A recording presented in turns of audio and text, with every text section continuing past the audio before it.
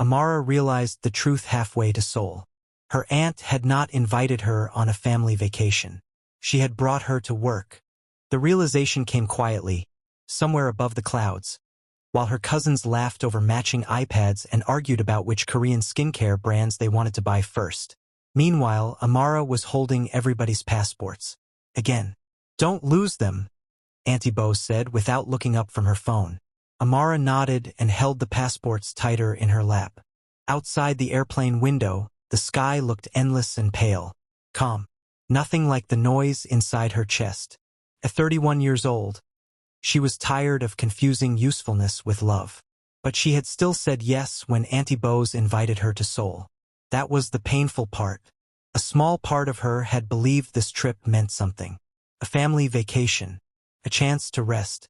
A chance to finally feel included instead of needed. Now, 11 hours into the journey, reality was sitting directly in front of her wearing expensive sunglasses and asking her to keep track of everyone's boarding documents. "Amara, did you also keep the hotel reservation papers?" Bose asked. "Yes, Auntie." "And the transportation details?" "Yes." "Good." "No thank you." "No apology." "Just expectation." Amara looked back out the window before anyone could see the disappointment on her face. She told herself not to overthink it. She had spent years telling herself that. The morning they left Lagos had started with hope. That was what made this hurt more. Her suitcase had been packed before sunrise. She had checked it 3 times, removed clothes, folded them again, added a sweater she probably didn't need, then removed it because luggage space mattered. Her hands had shaken the entire time. Not from fear of traveling. From excitement. From the dangerous feeling that maybe, finally, her family wanted her around for more than what she could do for them. "Amara, the driver is outside." Auntie Bose's voice carried upstairs sharply. Everything about Bose moved with authority. Her voice, her steps, even the way she entered rooms made people adjust themselves. Amara zipped her suitcase slowly and looked around her bedroom one last time. The standing fan near the dresser. The framed picture of her father smiling beside her graduation photo. The notebook on the bedside table where she wrote thoughts she never said aloud. Her father had been gone for 12 years now, but sometimes she still spoke to him quietly in her mind. Mostly on difficult days. Mostly when she felt invisible. She picked up her suitcase and walked downstairs. Kemi and Tola were already in the car discussing restaurants in Seoul. Nobody noticed Amara carrying her own heavy luggage down the stairs. Nobody offered to help. That should not have hurt anymore. But somehow it still did. The drive to the airport was filled with excitement that did not include her. Kemi talked about taking pictures in hanbok dresses. Tola wanted to visit luxury stores in Gangnam.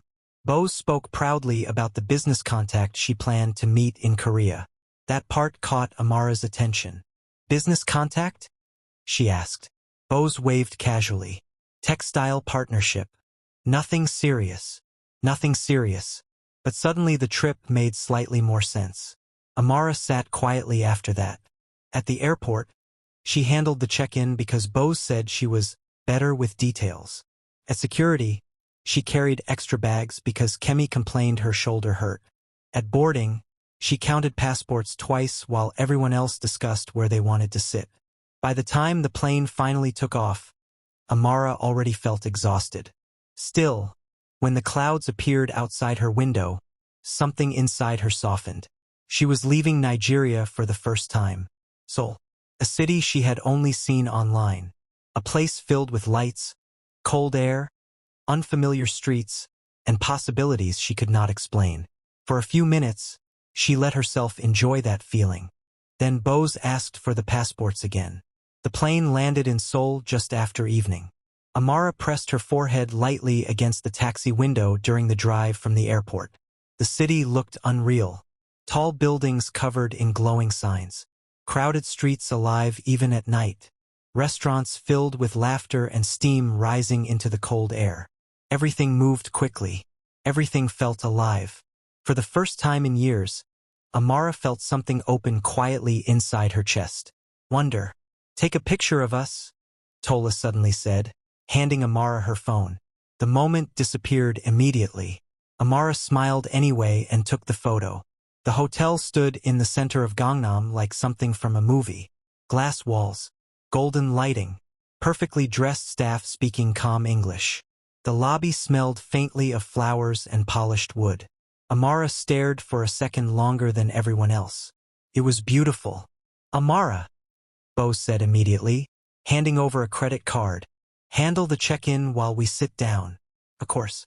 Amara approached the front desk carrying 5 passports, hotel documents, and everybody's luggage tags. The receptionist greeted her politely. Everything went smoothly until the card declined. I'm sorry, the receptionist said carefully. The payment did not go through. Amara blinked. Can you try again? The receptionist did. Declined. Heat crawled slowly up Amara's neck. She turned toward the seating area. Auntie, the card isn't working. Bose barely looked up from her phone. Use yours for now. I'll send the money tonight. For a moment Amara said nothing, because she had heard that sentence too many times before. I'll pay you back later. I'll transfer it tonight. You know I'm good for it. Small amounts over the years had slowly become large ones. Money she never asked about because asking always made her seem difficult. The receptionist waited politely. Amara swallowed the tight feeling in her throat and brought out her own card. The payment went through instantly. Perfect, Bose said, standing up at last. Let's go. No embarrassment. No concern. No gratitude. Just movement. The suite for Bose and her daughters overlooked the Han River. Amara's room was smaller and faced the inner courtyard. It was still beautiful. Soft lighting. Clean sheets. A quiet little desk beside the window. Most people would have been thrilled. Amara tried to be. She unpacked slowly, then sat on the edge of the bed staring at her phone. Her mother had called twice already from Lagos.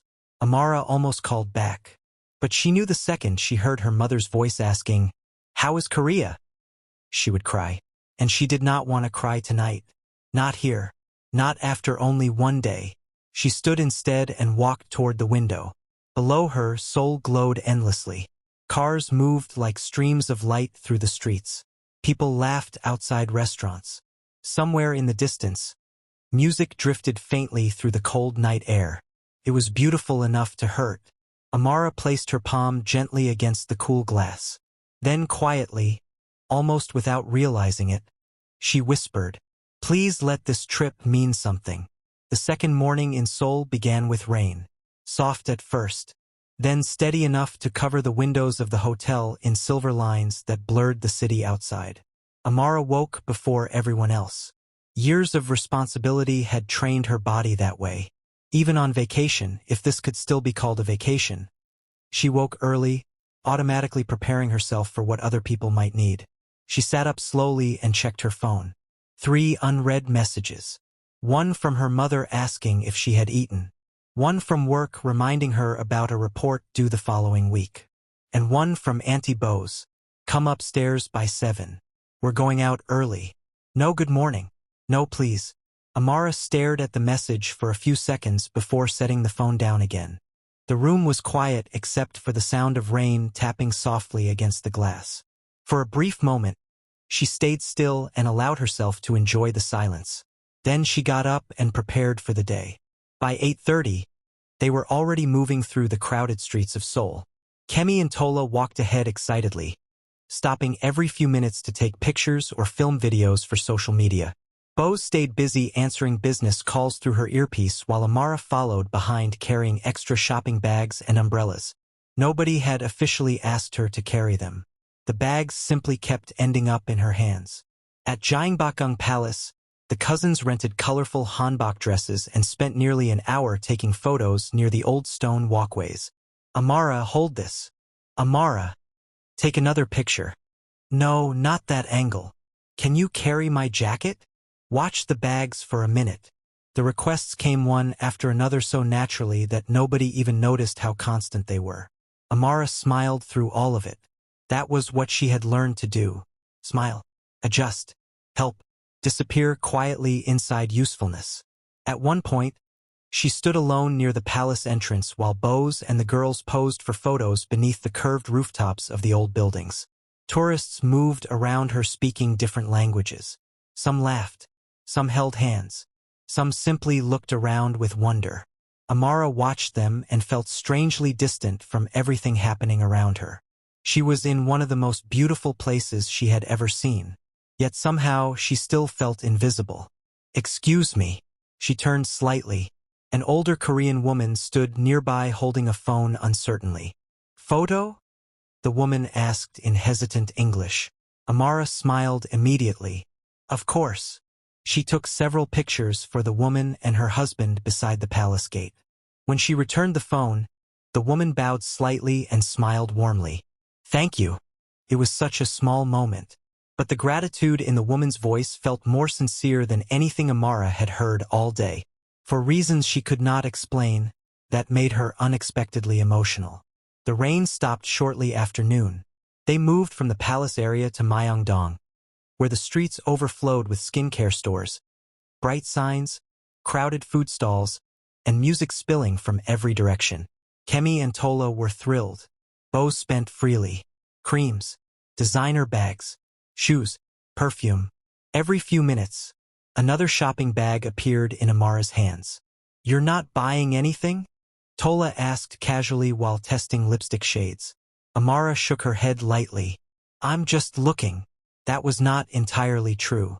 She had already mentally converted every price from Korean won to naira several times.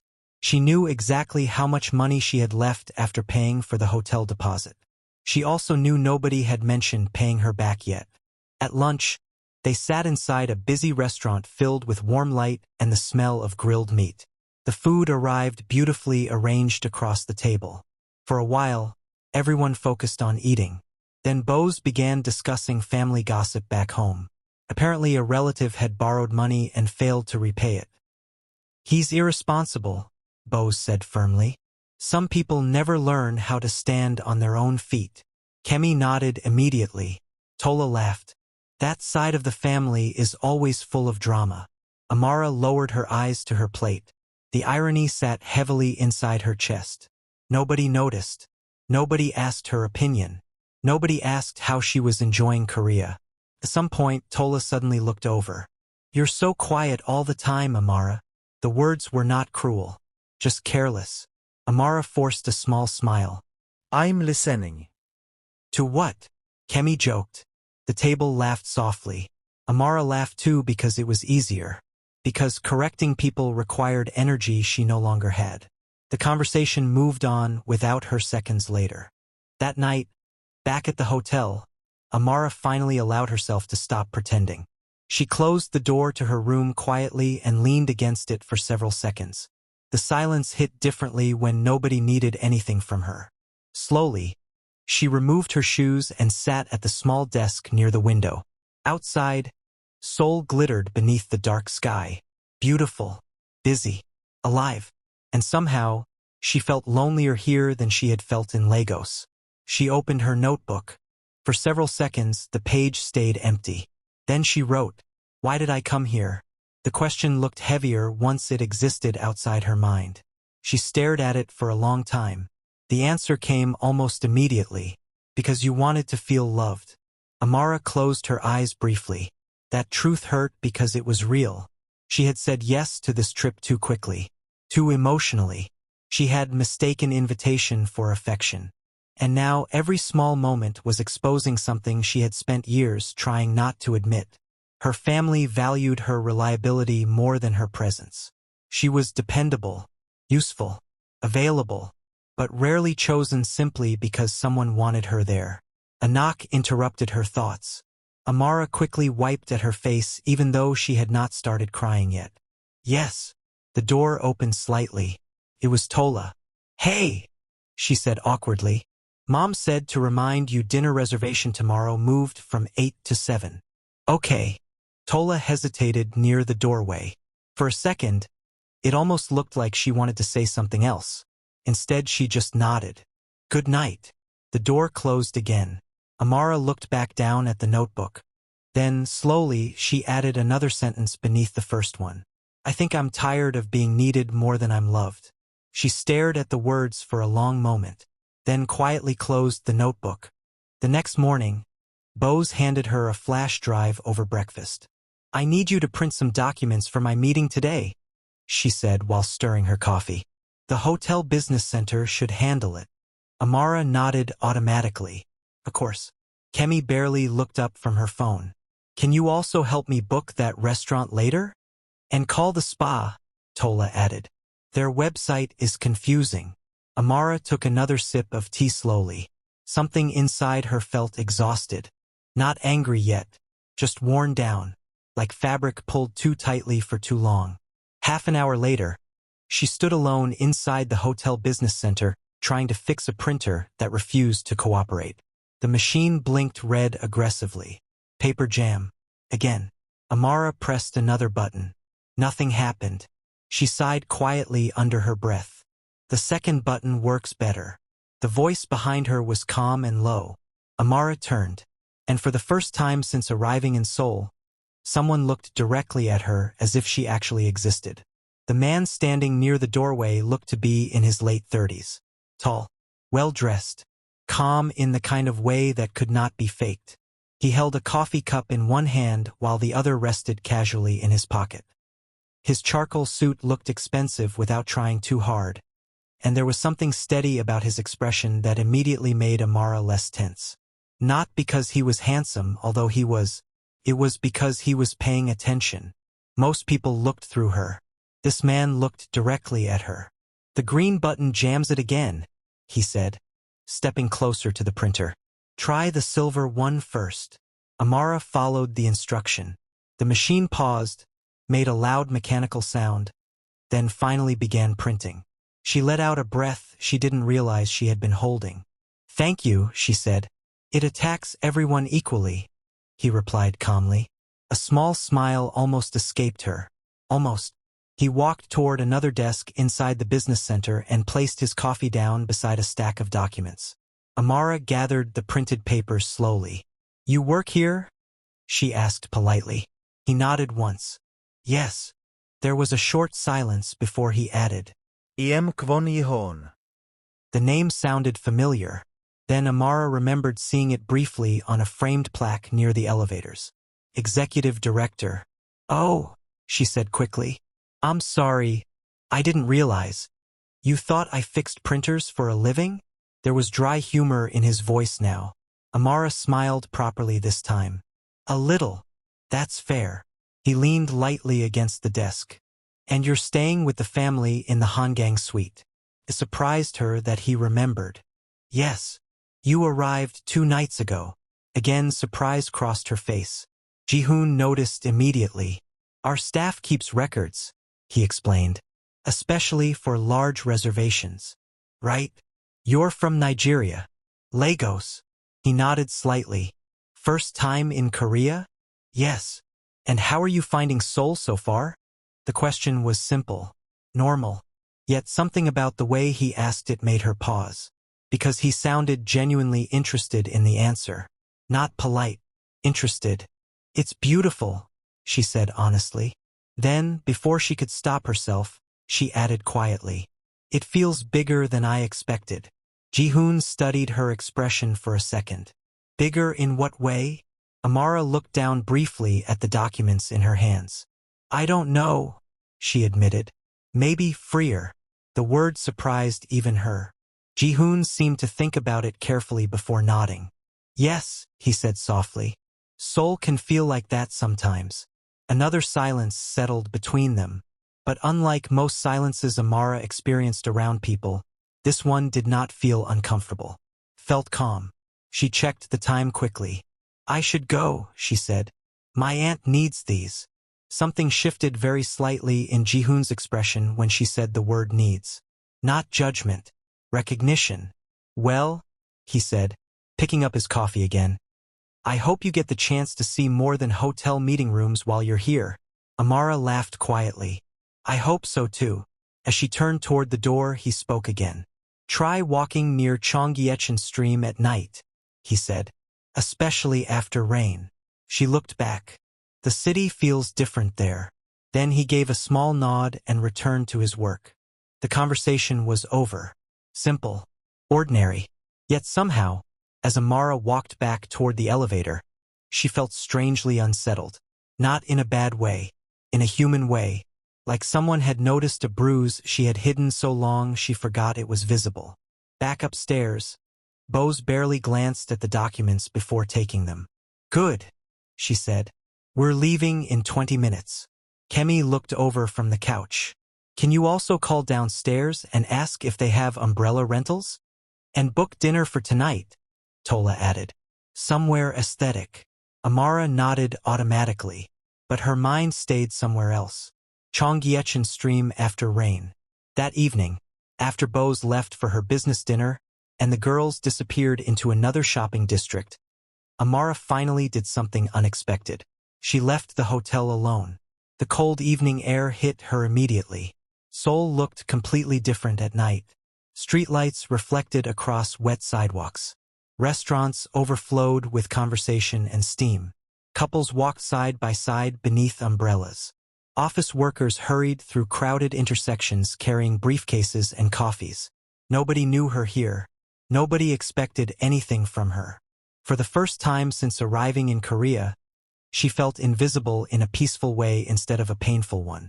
She found the stream exactly where Ji-hoon said it would be. Water moved quietly beneath the city lights while people sat along the stone edges talking softly or eating snacks. Amara walked slowly beside the water for nearly an hour. No schedule. No responsibilities. No one calling her name every 5 minutes. Just movement, breathing, space.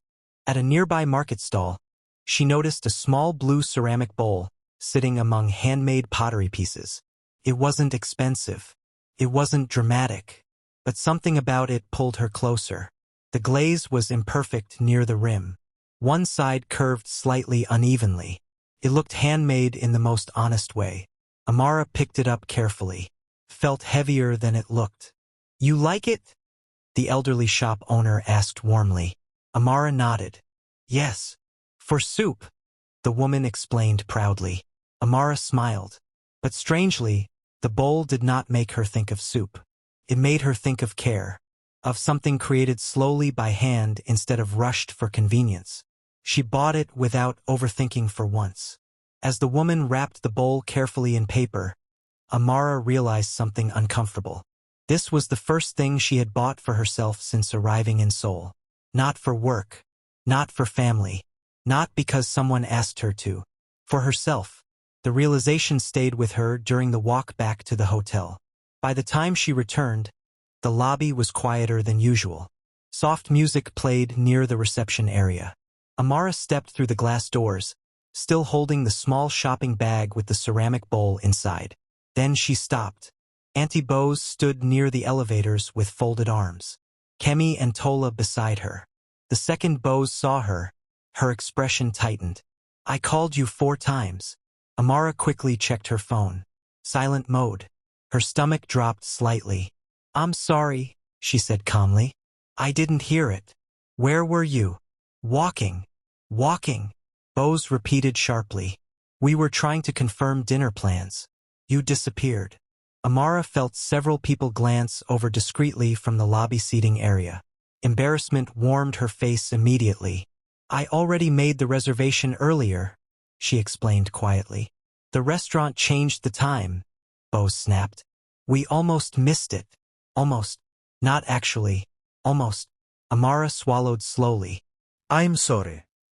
Bose shook her head lightly like someone disappointed by a child. "You need to be more responsible." The words landed harder than they should have. Responsible. As if responsibility had not shaped almost every part of Amara's adult life. For one dangerous second, something inside her nearly answered back. But years of habit held it down. She lowered her eyes instead. "Okay." The elevator doors opened behind Bose. Kemi entered first. Tola hesitated slightly before following. And that was when Amara noticed Ji-hoon standing near the reception corridor. He wasn't interrupting, wasn't staring, but he had clearly seen everything. For reasons she could not explain, that made her chest tighten painfully. Not because she felt ashamed, because someone had witnessed it clearly. Bose stepped into the elevator without another word. The doors closed, Silence returned slowly to the lobby. Amara stood very still holding the small shopping bag in one hand. Then footsteps approached calmly beside her. Ji-hoon held out a small black access card. "There's a rooftop terrace on the 14th floor," he said quietly. Amara looked down at the card. "It's usually reserved for staff." She frowned slightly. "Why are you giving me this?" His answer came without hesitation. "Because sometimes people need somewhere quiet after a difficult evening." Amara looked at him carefully. "No pity, no performance, just simple understanding." And somehow that felt more dangerous than cruelty ever could. Slowly, she accepted the card. "Thank you," she said softly. Ji-hoon nodded once. Then, very gently, his eyes dropped briefly toward the shopping bag in her hand. "What did you buy?" Amara glanced down at it too. "A bowl," she answered. To her surprise, Ji-hoon smiled faintly. "Good," he said, as if that answer meant something important. Amara did not go to the rooftop immediately. At first, she returned to her room and sat quietly on the edge of the bed, still holding the black access card in one hand. The room felt smaller tonight, or maybe she simply felt too full inside herself. Too many emotions, embarrassment, exhaustion, disappointment, and beneath all of it, something unfamiliar she could not completely name. Recognition. Ji-hoon had seen her. Not the version of her that smiled politely and solved problems. Not the dependable cousin carrying bags and fixing schedules. Her. And somehow that felt more frightening than being ignored. Amara placed the ceramic bowl carefully on the desk near the window. The soft blue color reflected faintly beneath the room light. She stared at it for a long moment. Then she looked down at the black access card again. Finally, around 9:30, she stood up and left the room. The elevator ride to the 14th floor was quiet. As the doors opened, cold air brushed against her skin immediately. The rooftop terrace was almost empty. Soft lights lined the edges of the space, but most of the brightness came from the city itself. Seoul stretched endlessly below her, buildings glowing against the night, cars moving like ribbons of light through crowded streets, the river shining dark beneath distant bridges. Amara walked slowly toward the railing. Then she stopped. For the first time since arriving in Korea, nobody needed anything from her. No requests, no responsibilities, no expectations. Just silence. She closed her eyes briefly and breathed deeply. Cold air filled her lungs. Somewhere behind her, the rooftop door opened softly. She turned. Ji-hoon stepped outside carrying 2 paper cups. "I guessed you might come eventually," he said. Amara looked slightly embarrassed. "I hope I'm not disturbing you." "You're not." He walked over calmly and handed her one of the cups. "Tea," he explained. "It's cold tonight." "Thank you." They stood beside each other near the railing without speaking for a while. The silence between them felt strangely easy. Not awkward, not forced, just calm. Amara wrapped both hands around the warm cup. "You were right," she said quietly. "The city feels different at night." Ji-hoon nodded once. "People become more honest at night." She glanced sideways at him. "That sounds dangerous." "It usually is." A small laugh escaped her before she could stop it. Ji-hoon looked pleased by that. Not proud, just quietly pleased. Below them, Seoul continued moving endlessly. Amara watched the lights for a while before speaking again. "Do you ever get tired of this city?" "Sometimes," Ji-hoon admitted. "But I also think cities reflect people. Busy outside, lonely underneath." Amara considered that carefully. "Yes," she said softly. "That sounds familiar." Another silence settled. Then Ji-hoon asked, "Can I ask you something?" She nodded. "Why do you apologize so often?" The question caught her completely off guard. Amara blinked. "What do you mean?" "You apologize when people interrupt you. You apologize before asking questions. You apologized earlier in the lobby even though the restaurant changing its schedule was not your fault." Amara looked away toward the city again. "I don't know," she admitted quietly. But deep down she did know. Apologizing made people softer, less irritated. less likely to call her difficult. For years, she had learned that being easy to manage kept relationships peaceful, even when those relationships exhausted her.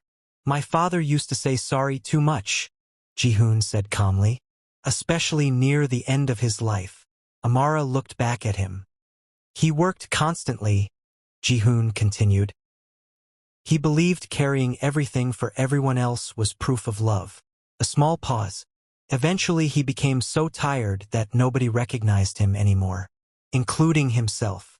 Something about the way he said it felt deeply personal. Amara lowered her eyes slightly. What happened to him? He died at 58. I'm sorry. Ji-hoon nodded faintly. Thank you. The wind moved gently across the rooftop. For several moments, neither of them spoke. Then Amara surprised herself. My father died too, she said quietly. Ji-hoon looked at her fully now. 12 years ago. What was he like? The question entered her chest softly. Not rushed, not casual. Real. Amara stared out across the city lights. He noticed things, she said after a while. Small things. Ji-hoon stayed silent, listening carefully. He always knew when I was pretending to be okay, even when I smiled. A weak laugh escaped her, especially when I smiled. He sounds observant. He made me feel important, she admitted quietly. Not because of what I could do for him, just because I existed. Her throat tightened slightly after saying it aloud. For years, she had carried that feeling privately without fully understanding why losing her father had changed her relationship with the world so much. Ji-hoon leaned lightly against the railing. That kind of love is rare, he said. Amara nodded slowly. Yes. Below them, a train moved across the distant city like a line of light. For a while, she simply watched it. Then the words escaped before she could stop them. I think I keep trying to earn that feeling back. Ji-hoon did not pretend not to understand. With your family? She nodded. I keep helping, showing up, fixing things, giving money, giving time. Her voice stayed calm, but exhaustion lived underneath every word now. And part of me keeps hoping eventually they'll look at me differently. And do they? The question hurt because it was simple. Amara looked down at the teacup in her hands. No. The answer sat heavily between them, but strangely, speaking it aloud also brought relief. Truth sometimes hurt less than pretending. Ji-hoon watched her carefully before speaking again. You know, he said quietly, being needed and being valued are not always the same thing. Amara felt that sentence deeply, too deeply. For years she had connected usefulness with love so completely that separating them almost felt impossible. I don't even know how to stop anymore, she admitted. Ji-hoon was quiet for a moment. Then he asked gently, what did you buy tonight? The sudden change surprised her. The bowl. Yes. Amara smiled faintly despite herself. It was handmade, she explained. Slightly uneven. Blue ceramic. And you liked it? Yes. Why? She thought about it carefully. Because someone made it slowly, she said finally. With attention. Ji-hoon nodded once like that answer mattered. Then maybe that's where you begin. Amara frowned slightly. Begin what? Choosing yourself. The words settled inside her quietly. Not dramatically. Not like a movie scene. More like a door opening somewhere far away. Small. Possible. The cold wind moved through her hair gently. Far below them, Seoul glowed endlessly beneath the night sky. I don't think I know how to do that, she admitted after a while. Ji-hoon looked out toward the city too. Most people don't, he said calmly. Especially people who spent years believing love had to be earned.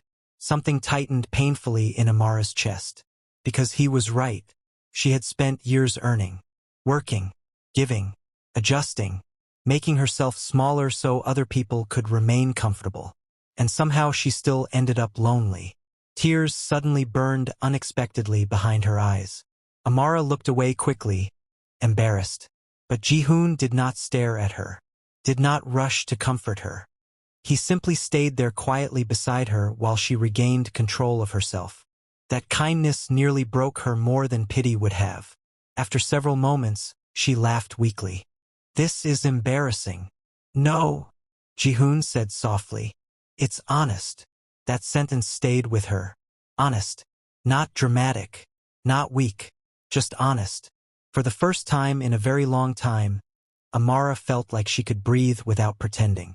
And somewhere deep inside her, something exhausted finally began loosening its grip. The next morning, Seoul looked brighter. Not because the city had changed, because something inside Amara had. It was small, fragile, but real. For the first time in years, she had spoken honestly about her life without minimizing her own pain to make other people comfortable. And now pretending felt harder than before. At breakfast, Bose discussed business schedules while scrolling through emails on her tablet. Kemi complained about sore feet from shopping. Tola showed pictures from yesterday to anyone willing to look. Amara sat quietly beside the window stirring her coffee. Then Bose looked up suddenly. After we get back to Lagos, I'll need you to help me coordinate the shipping deal. Amara's spoon stopped moving. Bose continued casually. You're organized, and I trust you with details more than anyone else. There it was again.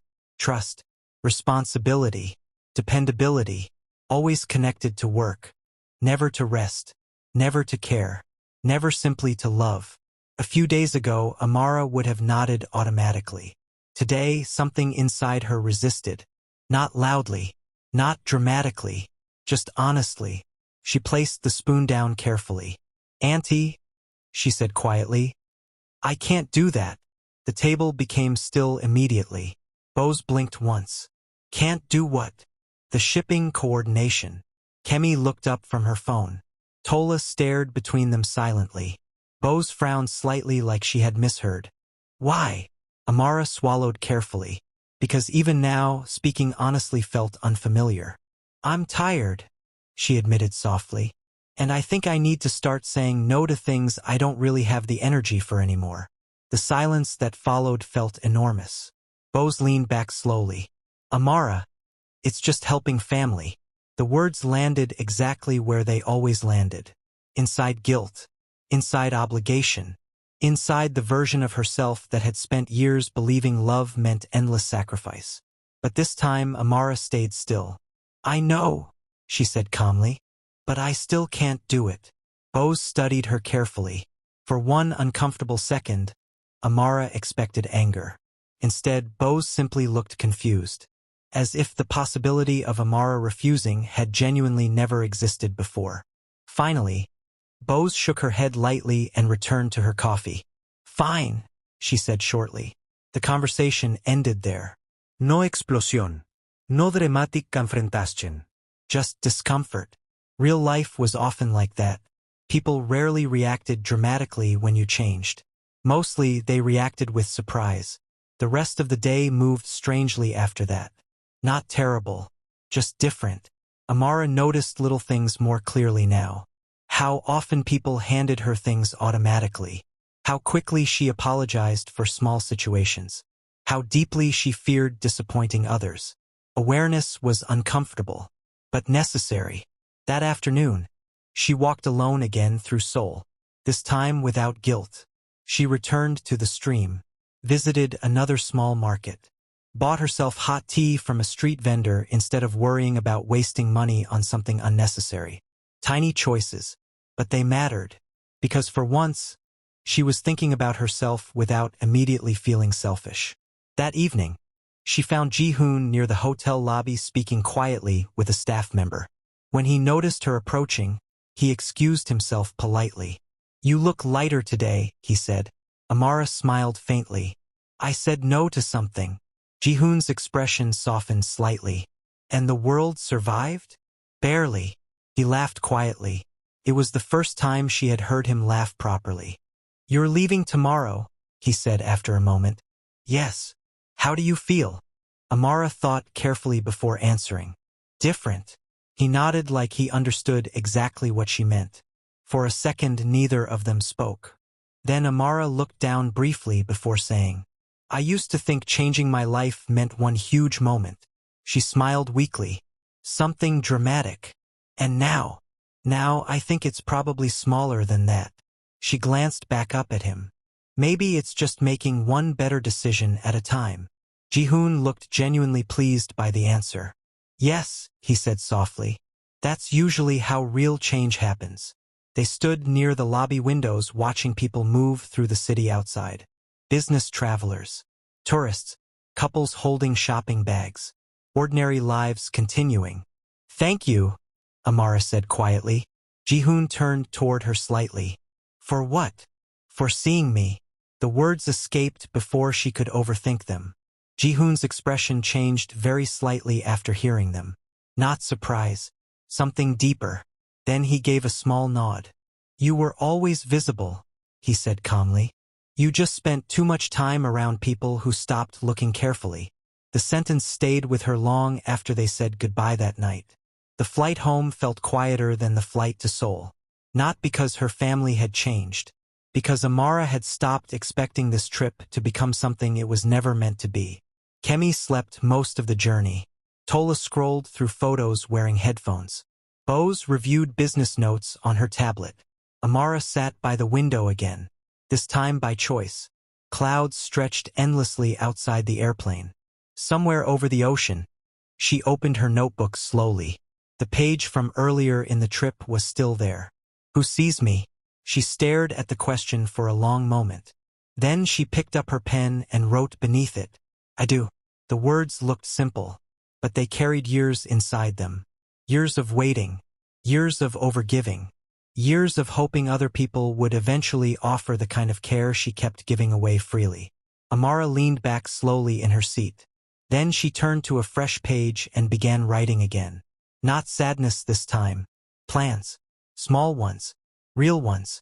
She would stop lending money she could not afford to lose. She would rest without apologizing for it. She would stop volunteering for every burden simply because she feared disappointing people. She would start asking herself what she wanted before asking what everybody else needed. She would learn how to exist without constantly earning her place in people's lives.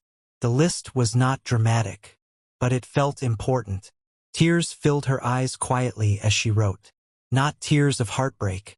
Not exactly. More like relief. Like someone finally setting down something heavy after carrying it for too many years. Beside her, Tola suddenly looked over. For a second, she studied Amara's face carefully. Then, unexpectedly, she removed one side of her headphones. Are you okay? The question was soft. Awkward, but real. Amara looked at her cousin. Really looked at her. Tola was younger. Careless sometimes. Self-absorbed often. But suddenly Amara noticed something else too. She had probably grown up inside Bose's example the same way Amara had grown up inside responsibility. People repeated what they learned. I will be, Amara answered honestly. Tola nodded slowly. Then after a short pause, she said, I liked spending time with you here. The words surprised both of them. Amara smiled gently. I liked spending time with you too. It was not a perfect healing moment. Not a movie ending. Just a small, honest exchange between two people trying, in their own imperfect ways, to connect. And somehow that felt more meaningful. Several hours later, the pilot announced their descent into Lagos. The sky outside shifted slowly from pale gray to soft orange. Morning light spread across the clouds. Amara rested her forehead lightly against the window and closed her eyes for a moment. In her carry-on bag, the blue ceramic bowl sat carefully wrapped inside clothing. A simple object. Yet somehow it had become proof of something larger. Proof that she could choose herself too. Not selfishly. Not cruelly. Just honestly. The plane moved lower through the clouds. Home waited beneath them. The same city. The same family. The same complicated life. But Amara was not entirely the same woman returning to it. For the first time in years, she understood something clearly. Being loved should not require disappearing. And maybe healing did not begin with being chosen by someone else. Maybe it began the moment you finally stopped abandoning yourself. As Lagos slowly appeared beneath the morning light, Amara opened her eyes again and breathed deeply. No performance. No pretending. No shrinking herself smaller for comfort. Just one tired woman finally learning how to belong to herself again. And for now, that was enough.